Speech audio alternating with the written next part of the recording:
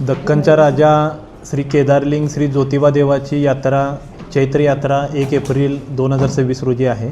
यात्रेच्या अनुषंगाने देवस्थान व्यवस्थापन समिती तसेच जिल्हा प्रशासन, पोलीस प्रशासन, बांधकाम विभाग या सर्व विभाग, ग्रामपंचायत विभाग या सर्व विभागाची तयारी पूर्णपणे झालेली आहे आणि कालपासून आपल्या राज्यातून परराज्यातून भाविक येण्यासाठी सुरुवातही झालेली आहे।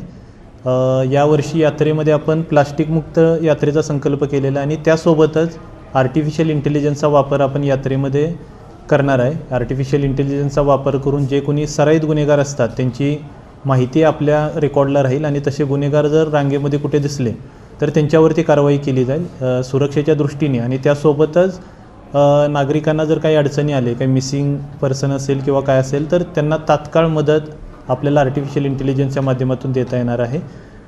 भाविकांसाठी आवश्यक सुविधा जसं पिण्याचं पाणी, शौचालयाची सुविधा, त्या ठिकाणी आता आपले 2 शौचालयसुद्धा आजपासून आपण 2 जे आपले शौचालय प्लस स्नानगृह मोठे युनिट 50-50चे महिला आणि पुरुषांसाठी होते तेही आपण सुरू करतो आणि टेम्पररी टॉयलेटसुद्धा राहतील। तर ह्या सर्व सुविधा देवस्थान समितीकडून पुरवण्यात येणार आहेत। मी जिल्हाधिकारी कोल्हापूर म्हणून आणि प्रशासक देवस्थान समिती म्हणून येणाऱ्या सर्व भाविकांचं स्वागत करतो।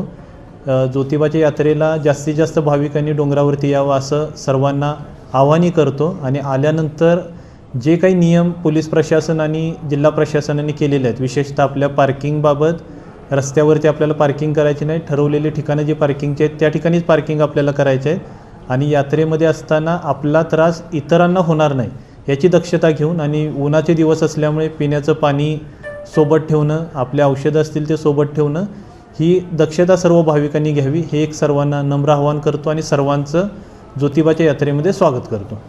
धन्यवाद। अशाच नवनवीन अपडेट्ससाठी डिजिटल कोल्हापूर चॅनेलला सबस्क्राईब करायला विसरू नका।